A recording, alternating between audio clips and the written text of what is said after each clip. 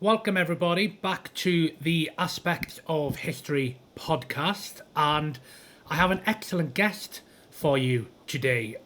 Someone who I really like and admire, both as a person and as an historian. I think it's fair to say that Helen Carr has developed a deserved scholarly and award-winning reputation as one of the brightest historians in the game. She's achieved success after success in whatever she has turned her hand to. I'm thinking books, TV, broadcast journalism, and I'm honoured to be here today to sit and discuss her career and her writing. And in particularly, we're going to delve a bit more deeper in her remarkable new book, Sceptred Isle. So, Helen Carr, welcome to the Aspects of History podcast. Thank you for having me, Nathan. I think that continues to be the nicest précis that I've ever had. I almost couldn't look at you while saying it. I always feel embarrassed when people give me these grand introductions, and being on the other side of the mic now, I'm kind of like, I can't look. I'll have to just read But it I, off. I think it's important though because we were just talking off air about the sort of difficulty and the trauma of actually producing a book and how much I think self-doubt goes into it. And so when somebody is sort of admiring you and saying all these lovely things, I think it is kind of necessary to a writer's ego. Few writers actually, I think, have like a really big ego. Some of them do, but I think a lot of them don't. I think actually a lot of us are just really sort of self-conscious. So yeah, it's really nice. Thank you. Yeah, I always say to my friends, when you give a talk and you get the introductions, everybody deserves to feel the love at least Yeah. once in their life, to be told that you've done well, that people are proud of you. And I think it is a nice thing because writing books is, of course, a very lonely experience where you're just shut away for a couple of years by yourself with your insecurities and your self-doubts, Yeah. not even sure if you're making any sense. Yeah, absolutely. And the moments where you just look at a screen, you're like, I don't care anymore. I don't want to write it. I might just give up. Okay, so I did have the privilege of getting an early copy of Sceptred Isle, so thank you very much for that. And I found it a vividly told, immersive story that I think is going to absolutely draw new generations of readers to what may just be the most enthralling, catastrophic, and consequential century. I mean, think about it. The 14th century, of course, and I'm sure you're going to tell us much more on this episode. It has plague, it has war, it has rebellions, it has famine. And I think you were the perfect storyteller to delve back into the sources and give us this fresh account. So, I guess first and foremost, Helen, let's just get to know you and your journey a little bit better before we do delve into that work. When and how were you drawn towards history? The moment that you realised that it was the people of the past who perhaps are just more interesting than the present. I think I've always been interested in history. I was quite a lonely child. I never really liked being around other people. I wasn't. I was never sort of had a group mentality. I used to play on my own. Made up lots of imaginative games. I was often outside a lot of the time, but the past always fascinated me. I have two little children now, and my daughter. I noticed. I feel like there's a gateway drug for children, and it's either the Tudors or it's the ancient Egyptians. And I still see that as to ring true. Some of her best friends are fascinated with the Tudors and Henry VIII and his wives, and then other herself included, and other of her friends just want to go and see the mummies. I took her to the British Museum recently to go and see the mummies, and so I think all children naturally gravitate and are interested in the stories that we tell about the past. And I think that was probably what grabbed me. And I think the sort of outdoorsiness of it. I initially actually wanted to be an archaeologist rather than a historian, but I think it was a vocation. It's something that never left me. It's always something that I have been had a pull towards. If there's a historical monument or if there's a story wrapped up in a place or an object, that's always something that has fascinated me. It's interesting you've mentioned the ancient Egyptians and the Tudors because it just struck me that me and my sister had cats when we were in our teenage years, and I called mine Tudor, and she called hers Cleopatra. So It was, it's such a it's a truism. I am certain of it. That is the gateway drug for kids, I think. yeah, and I guess the crucial thing we're really discussing there is it's always good to be passionate about something. In our case, it's historical monuments, it's castles, it's the people of the past. Some people are passionate about their football team or their beer, like me. As long as somebody's passionate about something, I think it's always lovely. It's always nice to have Yeah, a passion. I think you learn from people when they're passionate. Yeah, and I think we're fortunate that we've been able to almost turn our passions into something productive as we've grown older, and it's opened up many doors, networks, and opportunities to us. So, yay, history, I guess. Yay history. That's what you should name this podcast, Nathan. Yay history. Yay, history. Yay, history with Nathen Amin. We'll see. So, your first published trade book was The Red Prince, The Life of John of Gaunt, Duke of Lancaster, which was released in 2021, a momentous year, of course. It became a Sunday Times bestseller and was even listed for the 2022 Elizabeth Longford Prize. And what an extraordinary work this is. It's definitely one of my favourite books, and it has helped influence, bring us the real John of Gaunt. I think John of Gaunt, for me, he is somebody that you could say, or the kids today would say, he had the race. And they would be correct, wouldn't they? What a remarkable man he was. Tell us a bit more about good old John. Yeah, I kind of, in some ways, I'm really proud of my first book, but in some ways I sort of slightly wince when I think about it because I think now I view history through a very different lens. And I sort of wrote this book out of a pure interest in this person. And I was developing my academic skills at the time. And, I think I was quite sort of naive in some ways in my career and my work as a writer. So I'm so thrilled that people love it so much. But I think it really was a work of genuine love and not of him, that'd be weird, but like a genuine sort of lifelong real interest and love of a period and of a character. And John of Gaunt for me was a wonderful lens through which to fall into the late 14th century, to fall into the high Middle Ages and learn about the world that this person lived in a European sense, but also in a domestic sense. He was the Duke of Lancaster. He was the third surviving son of Edward III and Philippa of Hainault. And he was a sort of an unsung hero in many ways. He lived a comparatively long life to his brothers, to the Black Prince most famously, who lots of people have heard of, but maybe less so, John of Gaunt. And John of Gaunt was always sort of on the sidelines of everything that happened, be it these major battles like Crécy or the Peasants' Revolt, or the latter part of the Hundred Years' War, or the reign of Richard II. He was always there, and he was always somewhat part of it, but he's never really been talked about as being as much, not in a popular sense. And his own story and his own character and insecurities and nuances, as we all have as individuals, was fascinating to me. And so he felt like a wonderful person and a wonderful character to explore this period of history.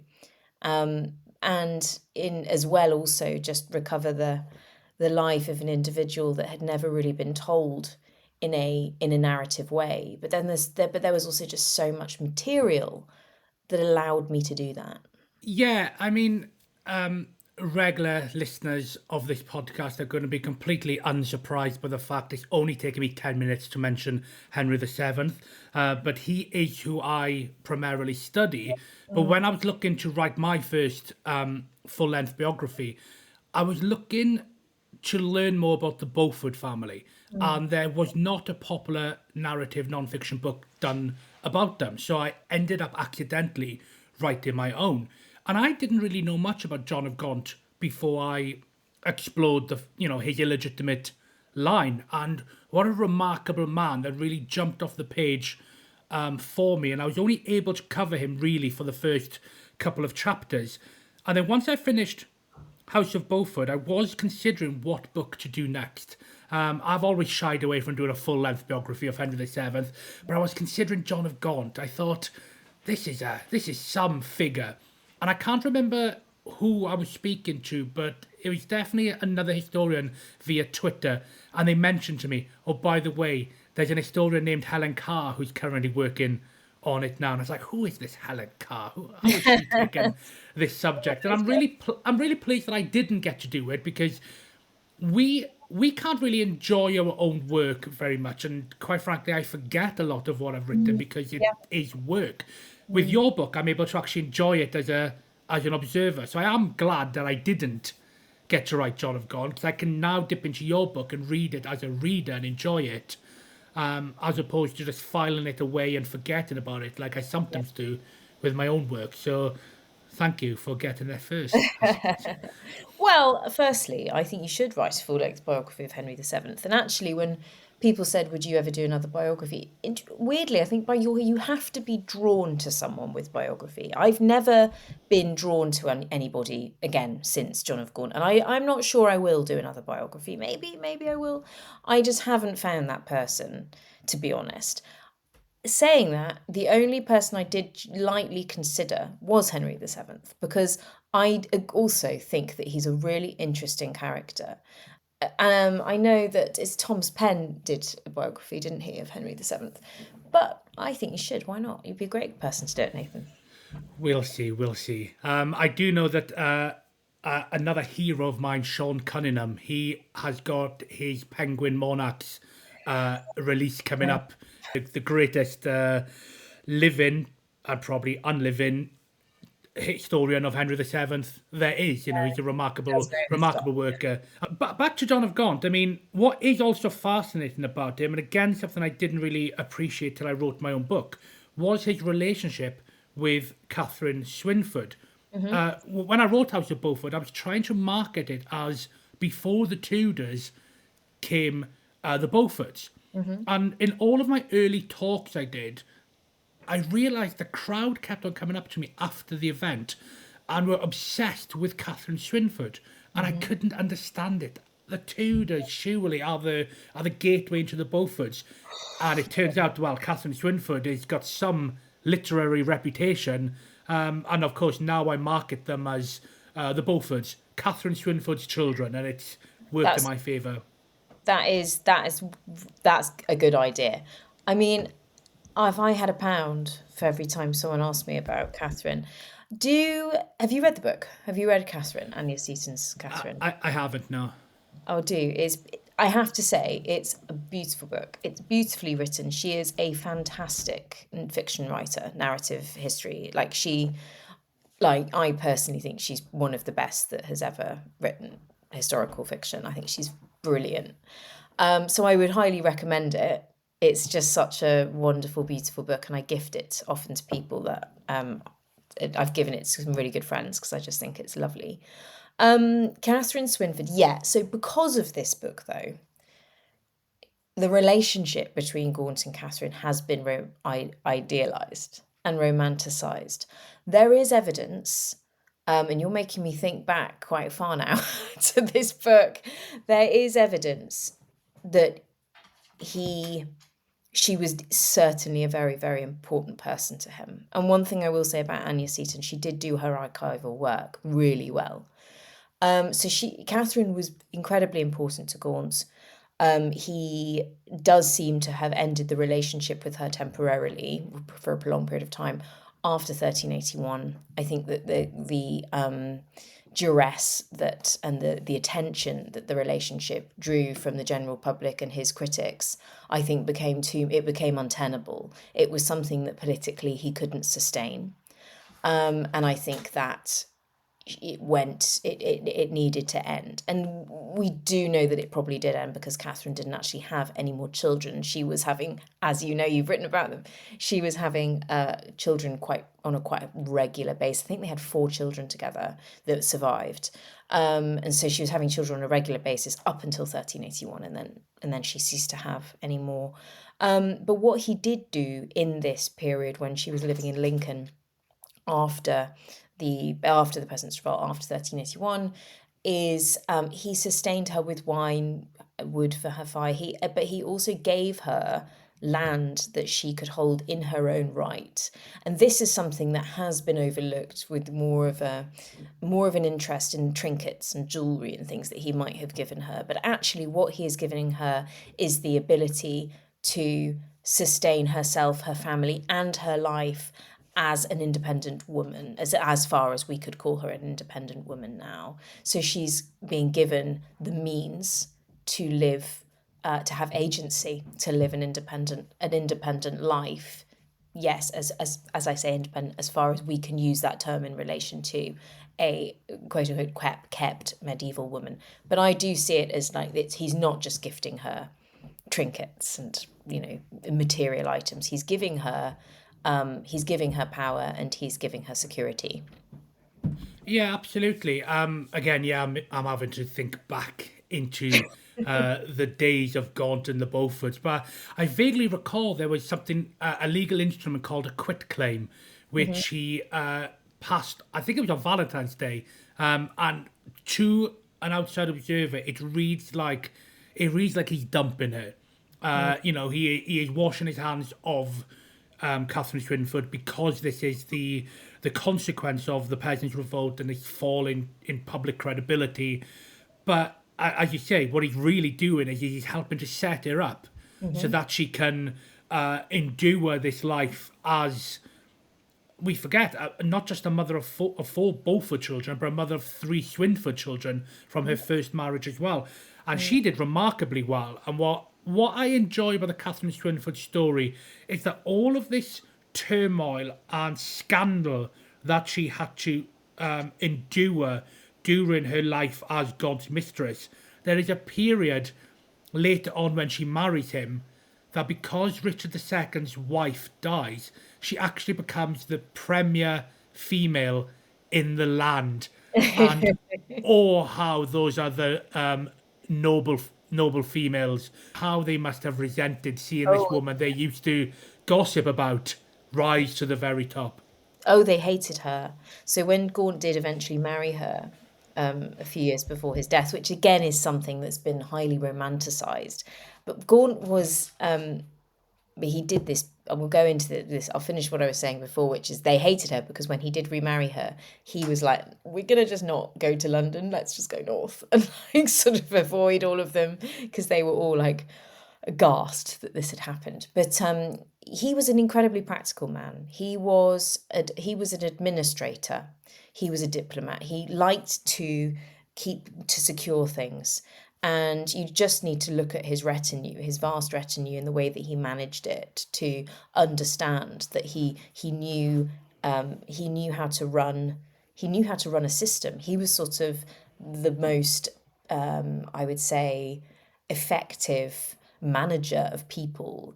And so it feels like I'm stripping all the romance out of Gaunt and Catherine, but it's not unromantic. It's just he wanted to legitimize his children because he cared for their security in what was an incredibly tyrannical period with the reign of Richard II. And he certainly did care about their security. He wanted to make sure that his offspring were going to go on to live a secure and successful life. I mean, what parent wouldn't want that? Yeah, the Beauforts are his insurance policy. The legitimization takes place at a moment that his eldest and only legitimate son, Henry Bolingbroke, is increasingly in the crosshairs of his cousin Richard II. John of Gaunt needs somebody who he can potentially pass on all of this Lancastrian wealth and inheritance if something untoward befalls Henry Bolingbroke. Got on very well with his siblings, his half siblings. They were close. I mean, it wasn't like it was a separate family. They were very much involved in Henry's life, and Catherine was part of Henry's life. I don't. She was the governess to Gaunt's daughters, not Henry, but he respected her, and he grew up with her, and she was as close as he had after Blanche died, when he must have been I think he was very young when Blanche died. It's the closest thing he really had to a mother. So I think that, there is that connection as well. Yeah, absolutely. We could probably talk about John of Gaunt himself and Katherine Swynford all day, and maybe we should do another podcast just on them. But John of Gaunt is, of course, best known to most people for his cameo in Shakespeare's Richard II, where in his final moments he makes reference to this royal throne of kings, this sceptred isle, this earth of majesty, etc., etc. Now, aside from being an excellent and enduring work of art, this line, Sceptred Isle, it does make an incredible book title, and the reason that we are here today discussing this. So we should obviously congratulate you. Your book, Sceptred Isle, has become a Sunday Times best-selling book. And spread across 5 sections. It's really a fresh new narrative telling of the 14th century. Now, was it a natural progression for you, do you think, to move on from writing about the end of the century through the lens of one figure, one great man, to evaluating the entire century, taking a step back to, I guess, contextualise the period for us? Yeah, it really was, because one of my biggest bugbears when I was writing the John of Gaunt book was that I couldn't go into the detail of the other things that were happening at the time. And a close reader of The Red Prince will know there were moments where I was starting to do that, and I had to really draw it back. I'm thinking particularly when Gaunt was in Spain and I was talking about the Lords of Pellant in Red Prince, and I found all of those that political fraction, a lot of the social history of the era incredibly interesting in a way that I couldn't quite go there in the depth that I wanted to with the Red Prince. And so Sceptred Isle allowed me to do those things, but it was a larger and more daunting project, because when you're writing a biography, you have a life, you've got this linear narrative that you can just build on and you can tell. Whereas when you're writing the story of a century, what's your anchor? What's going to draw you in? What's going to be the sort of the pinpoints on the roadmap?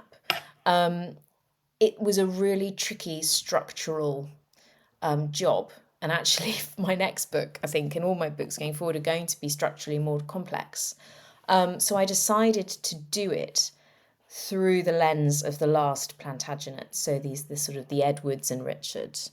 And that allowed me to it creates the sort of spine of the book, and then you're allowed to kind of deviate and go off and look at different things, but draw it back to the political history of these kings and the people who circumnavigated them. And so, yeah, it was a natural progression, and partly because actually I really found myself being drawn in interest to Edward II, who is he's quite a maligned king. He's not one that people tend to focus on, partly because he was a bit crap, but people are only really think about him when they consider his death, and his home and his sexuality. Nobody really thinks about him on any other terms, and so I wanted to investigate him, and I was interested, of course, to research and write about Isabella of France as well. So one of my key contentions when writing Sceptred Isle and putting it together and writing the proposal for it was I really wanted to draw on different voices. I was interested in women, not just queens and princesses, but noble women, the voices as much as I could of normal women. And I was interested in, I think, pushing myself more as a historian and working with the record, and making the record work a little harder for me to sort of tell this story more broadly. And even though the Plantagenets, yes, they were my sort of leading characters, I was so determined that it wouldn't become a series of potted biographies. And you do introduce quite a few interesting female characters and voices into your work. I'm thinking of, I think it was the De Boer sisters, several sisters who, yes, they were operating in a man's world, and they were forced to, in many ways, sometimes have to go through the processes, the marriages that were put upon them. But they themselves had agency, they had agency, and they did have soft power that they were able to exert. Yeah, they did, and I think you're so right in noting that because of the rise of things and the information, like people get their information about history now through podcasts or TikTok videos, but less than books, and that's an issue for us because we're non-fiction writers, and the non-fiction book market at the moment is taking a real hit because of that. But I think that forces us to think differently about what we're writing. I think the synthesis is now coming out in these podcasts and these shorter videos, be it YouTube or TikTok. I mean, it's going to change the way that I write, and it's going to change what I choose to write about, because it's these smaller histories now, I think, these micro histories, and the depth and the detail and the explanations that I think are going to be more popular in relation to non-fiction, rather than these big macro histories of these big dynasties. Or I feel like though people will lean more towards podcasts for those things. And I think it's kind of coming at it on and it's stepping sideways and looking at the smaller stories actually that I think are going to be the future of writing, for now at least, writing non-fiction books, something that you can't just necessarily narrate in a podcast. So I think that's true in itself. And then in relation to the smaller voices and the women, I think, I wanted to see this as these kings weren't ruling sort of singly in a vacuum. There was everything that was going on around them. And there's often a temptation as historians to just not really talk about women and say because there's not as much about them. But I didn't want to do that because women were made up 50% of the population, and even though there might be less about their sort of individual perspectives because of an absence of letters, or the calendars are conspicuously quiet in relation to women, there's actually so much research and so much detail that we know about women in the Middle Ages, and it is just frankly lazy to not include them in books. I mean, you do mention in the book, I like a line you say that it's not a blokey book about blokey history. That's exactly the case. You know, as you say, there's 50% of the population would have been females and living with their own particular experience of the world, which and you do very well in drawing out. That shouldn't surprise us for those of us who have come across your work, because you did also produce What is History Now, with your good friend and collaborator Susanna Lipscomb, looking at some of those different voices, diverse voices that we can draw out. The real historical work comes in interrogating the sources, and it comes with bringing questions to the sources that are available. And the thing is, the archive in itself, and people always go, oh, the archive is so wonderful, the archive itself is completely flawed because it's just filled with things that somebody 150, 200 years ago decided to be in the archive.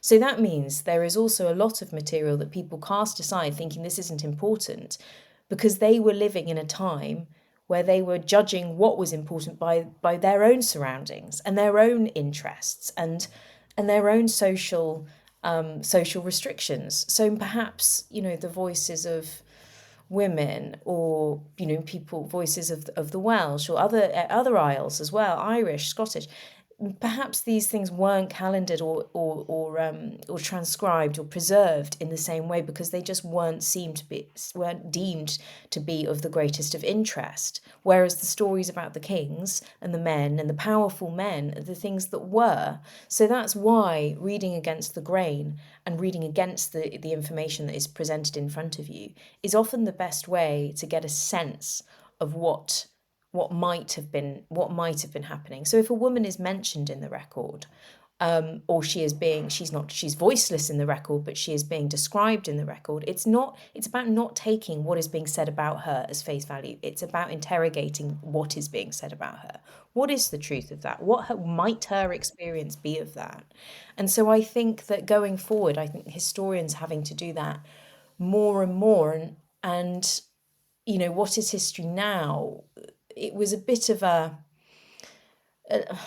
love. Well, yeah. I mean, for me, I guess it was a bit of a love letter as to the practice of history and how we can think about some of these major major subjects. How can we think about writing women's history? How can we think about the history of literature? How can we think about the environment? How can we think about the way people felt, emotions?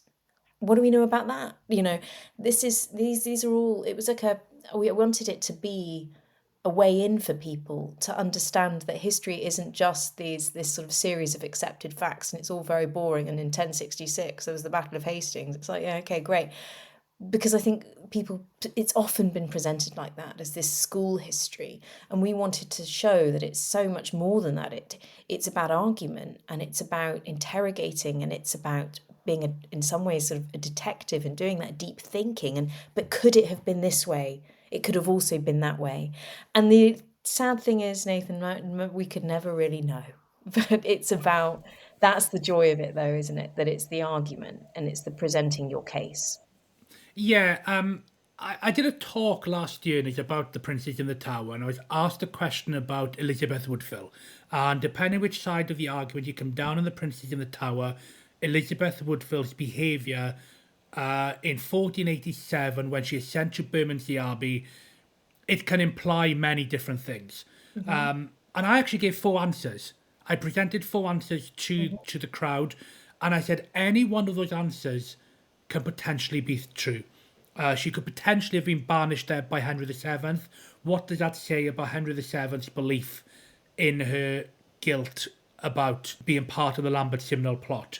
She could also have willingly departed to Bermondsey because her job was essentially over at court. There was a new queen, her daughter, Margaret Beaufort, was around, and perhaps she needed to spend some time privately to mourn the presumed death of her son. Perhaps she was sick and she wanted to depart. So I presented all of these answers to the crowd, and I simply said, you can pick any one of those, because the truth is we don't know the answer. What we shouldn't try and do is pick our favourite, the one that aligns to our theory, and then assume that is the correct one. It's about questioning, about interpreting, about presenting various theories.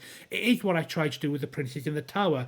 In these other theories, read more, research more, confront your biases, and you are doing history without necessarily coming to an answer.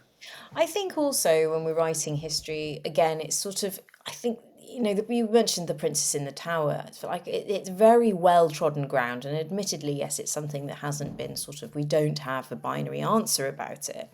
But I'm more and more, as I go forward in my career, interested in the social histories and the annal histories, the annalist historians like Marc Bloch, and those who are working out France in the 20s and 30s, 40s, and I'm more interested in the way that they put together history as this sort of longue durée, like getting this total history, this long period of history by building a world, from the environment, from the earth up.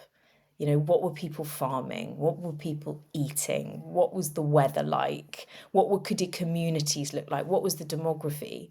And if you can kind of really draw that world all in together, can you imagine like histories that are written with all of that, and then that feeds the kind of monarch at the top that we're talking about? Like that, for me, it feels like such an exciting prospect, kind of really understanding the period as much as we can as a whole, and then coming kind of upwards. I find that now, I think, as I go further into my work, more exciting in certain ways than kind of retreading ground and trying to pick apart things that have been talked about so many times.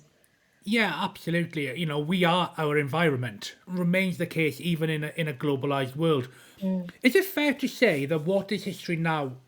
Obviously the idea is inspired by your great grandfather E.H. Carr.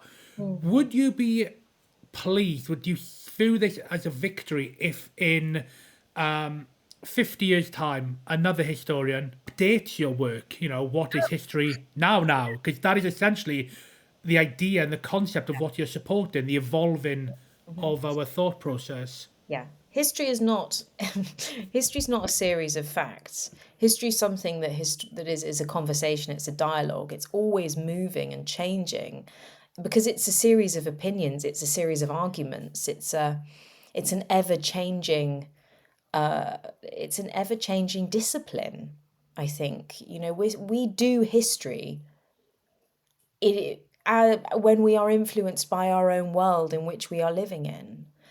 I mean, in the history of now, environmental history, climate history has become far more interesting to historians than it was 50 years ago. You had very few people, barely at all, thinking about environmental history, 100 years ago. They were focusing on kings and queens. But now, it was only really in the 70s that women's history started to become this whole new big thing. And wow, guess what? There were women in the past.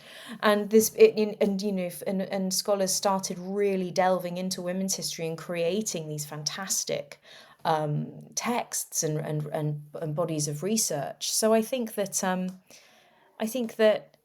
yes, absolutely. Oh my goodness, I'd love young historians to interrogate what we've written, and I would love young historians to say what's wrong with it and add to it. That's the whole point. We also don't live. There is a sense at the moment, I think, that of sort of peak morality in the era that we're living in, like that we're kind of on the right side of history. And actually, I'm interested in what future generations would say about us as historians. What did we miss? And that's the whole point, because we can point out what the antiquarians are missing. Like, well, you bunch of old fools, you were missing this and you were missing. But actually, these men, they weren't fools. They were incredibly intelligent men. They were just influenced by their environment and what they found interesting, and what people who wanted to read the work found interesting. So, of course, it's something that's always in flux. We have absolutely missed things. We've absolutely missed concepts and ideas and ways of seeing the world that I hope certainly that the future generation will come through and go, but what about that? Let's open that as a discussion. Yeah, that is bewildering almost to consider that will have these future historians who aren't just, of course, writing about the same period we write, but will be writing about our period. Hi, Nathen here. Please forgive my interruption, but I just wanted to let you know that here at Aspects of History, we produce a digital magazine featuring articles, interviews, short stories and book reviews featuring the brightest and best historians and storytellers. Authors featured have included Lucy Worsley, Ben McIntyre, Andrew Roberts and plenty more. An annual subscription featuring 6 issues costs just £9.99 or $9.99 for those of you across the pond. Head over to aspectsofhistory.com to subscribe or to gift a subscription to friends or family. Now, back to our show. Going back to Sceptred Isle, obviously you've talked about how you want to focus a lot on the people's story at the bottom. And I guess one of the overriding themes that runs through your book and the century is the sense of loss and grief. And it's trying to unravel the human experience. And I think the work that you're trying to do it's relatable. It's themes that we can relate to as a reader, things we go through ourselves. And I think that is becoming the finest history that's being produced. I can't relate to a king or a queen or a prince, but can certainly relate to somebody who's gone through crippling loss or anxiety over work, dealing with the plague. I mean, obviously we have our own lived experience of dealing with that now, and I think it makes the work that you're producing all the more stronger for it.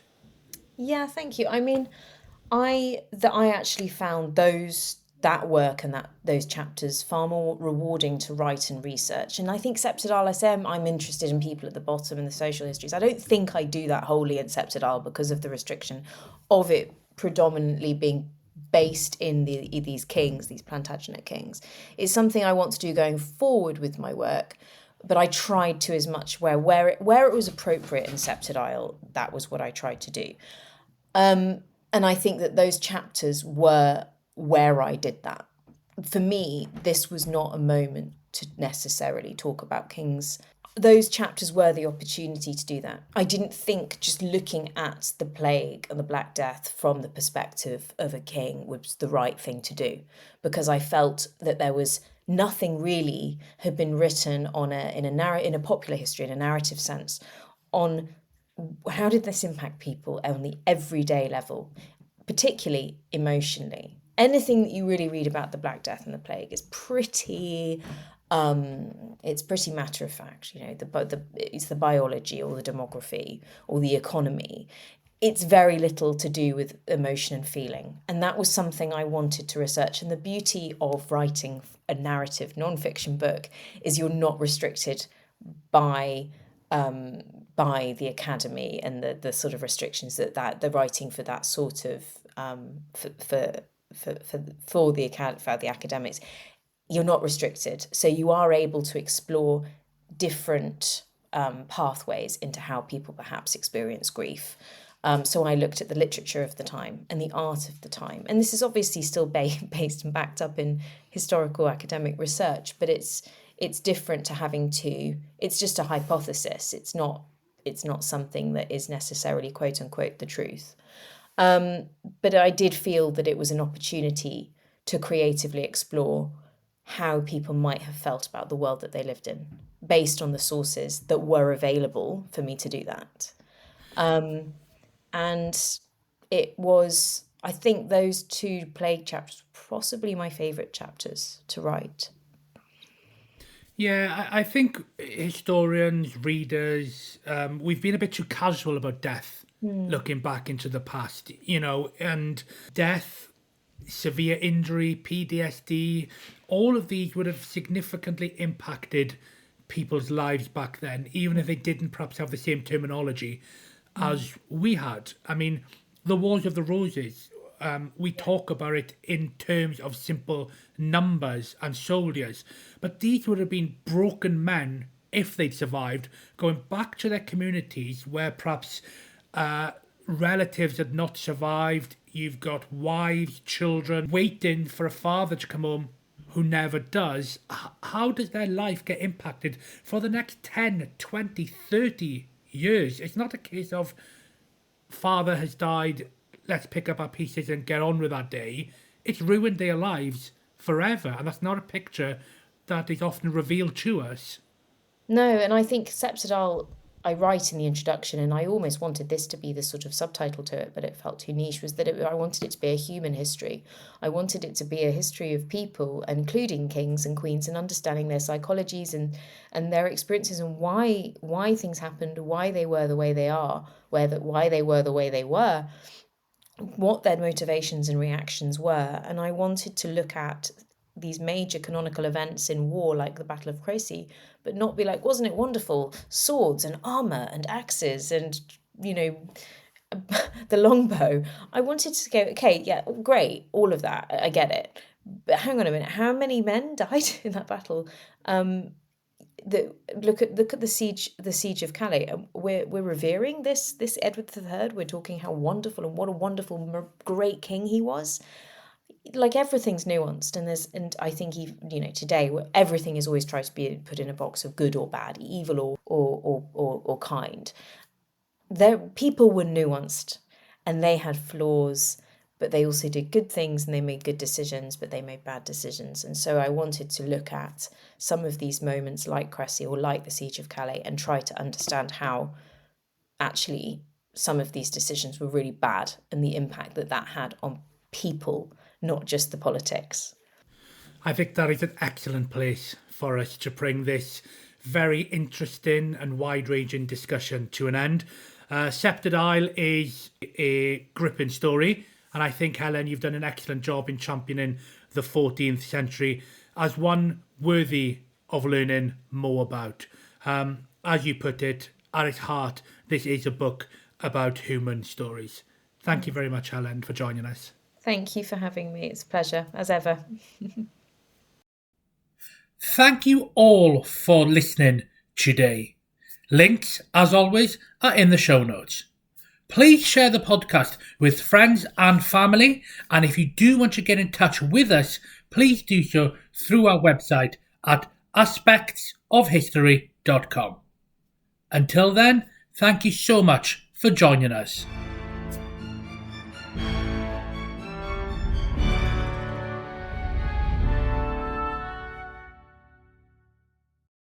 Deciding where to grow or move your business can be full of unexpected delays. Or you could just go to Ohio. With billions invested in shovel-ready sites, a dedicated team whose only job is to tackle red tape, and 0% corporate income tax, Ohio makes it easy for your business to scale faster. In fact, Ohio ranked number 2 in the U.S. for lowest cost of doing business multiple years in a row. Your move. Learn more at jobsohio.com. Craving the coffee flavor you love, but without the caffeine? Kachava's got you covered with their newest coffee flavor. This all-in-one nutrition shake delivers bold, authentic flavor, crafted from premium decaffeinated Brazilian beans. With 25 grams of protein, 6 grams of fiber, greens, and so much more. Treat yourself to the flavor and nutrition your body craves. Go to kachava.com and use code NEWS. New customers get 15% off their first order. That's KACHAVA.com, code NEWS.